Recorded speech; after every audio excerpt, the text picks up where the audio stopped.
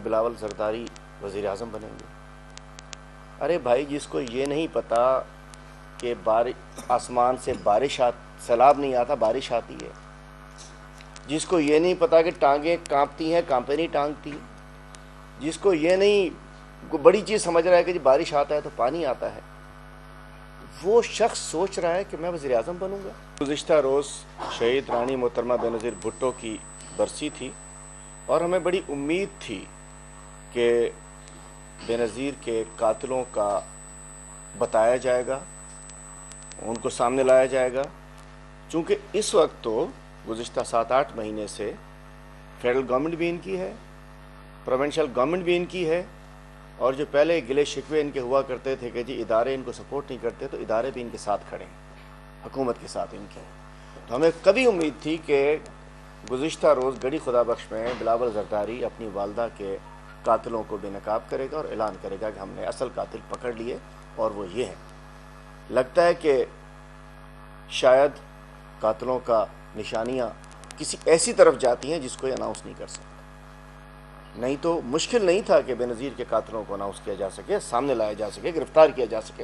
लेकिन लगता है कि कुछ अपनों के गिरफ्तारियों का, बदनामी का, उसका नाम आने का खदशात हैं, जिसकी वजह से उसको बंद कर दिया गया। और एक गुज़िश्ता रोज़ एक लतीफ़ा भी सुनाया मुराद शाह साहब ने कि बिलावल जरदारी वज़ीर आज़म बनेंगे। अरे भाई, जिसको ये नहीं पता कि आसमान से सैलाब नहीं आता, बारिश आती है। जिसको ये नहीं पता कि टांगें कांपती हैं, कांपे नहीं टांगती। जिसको ये नहीं बड़ी चीज़ समझ रहा है कि जी बारिश आता है तो पानी आता है, वो शख्स सोच रहा है कि मैं वज़ीर आज़म बनूंगा। जिस शख्स ने इस सिंध के अवाम को डूबता हुआ छोड़कर सरकारी खर्च पे अपनी प्रमोशन के लिए दुनिया जहान में अपनी लॉबिंग के लिए, अपनी प्रमोशन के लिए, अपनी मार्केटिंग के लिए जाते हैं और सिंध का दौरा नहीं करता, वो शख्स कहता है मैं वज़ीर आज़म बनूंगा। बिलावल साहब, आसमान से सैलाब नहीं आता, बारिश आती है। और अब मैं एक चीज़ अपनी वापस लेता हूँ। मैंने असम्बली में बड़ा शोर मचाया आप सबके साथ मिलकर कि जी सैलाब इसलिए आया कि इन्होंने बंद नहीं बनाए। तो अभी इमरान भाई ने रास्ते में बताया कि भाई चूँकि इनको पता था कि सैलाब आसमान से आता है, तो ये जितना 14 साल में अरबों रुपए के बंद बने, नहरें मजबूत, आसमान पे ही हुई, सारा कुछ हवा के अंदर हुआ। चूँकि सैलाब ने आसमान से आना था, बिलावल ने वही लगाया कि जी आसमान पे लगाते रहो, इसलिए ग्राउंड पे कुछ नज़र नहीं आता। तो ये सारा जितने बंद बने सैलाब से, वो आसमान पे बने, क्योंकि सैलाब आसमान से आना था। ग्राउंड पे होता तो पता चलता, तो बता देते। दूसरी बात, एक अफसोसनाक पहलू मैं शेयर करना चाहूँगा कि इस शहर लावारिस हो चुका है। पूरे मुल्क में सूरत हाल है वो तो बड़ी अजीब व गरीब है। दहशत गर्दी KP से स्टार्ट हुई है। बलूचिस्तान में हमारे जवान, हमारे शोधा, हमारी फोर्सेस के जवान शहीद किए जा रहे हैं, हमले हो रहे हैं। KP में न जाने कौन कौन सी कुव्वतें उतर गई हैं या उतार दी गई हैं। और शहर कराची में भी स्लो पॉइज़न के तौर पे पुराने चेहरे, पुरानी गड्डी नए टायर लगा के आ रही है।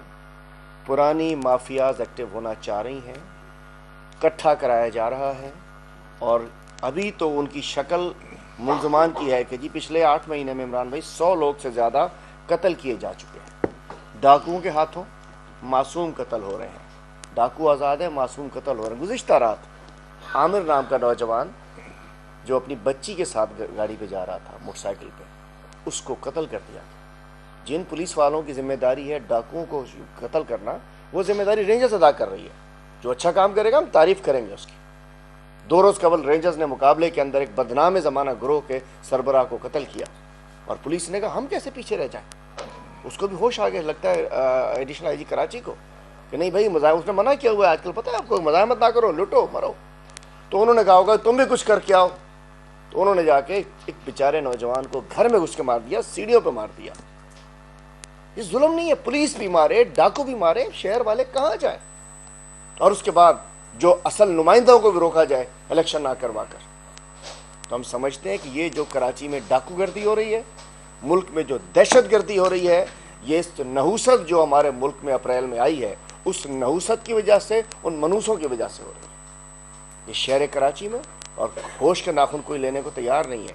पूरे मुल्क की इकॉनमी यहाँ से चलती है। मशीयत पे तो बात करेंगे, पूरे मुल्क की इकॉनमी यहाँ से चलती है और कराची को बर्बाद किया जा रहा है। कराची को डाकुओं की नज़र कर दिया गया है, पुलिस भत्तों में, मंशियात फरोशी में, कब्ज़ों में, धंधों में लगी हुई है, गंदे धंधों में लगी हुई है, और अवाम मर रहे हैं, जिसकी वजह से इम्पैक्ट इकॉनमी भी पड़ेगा।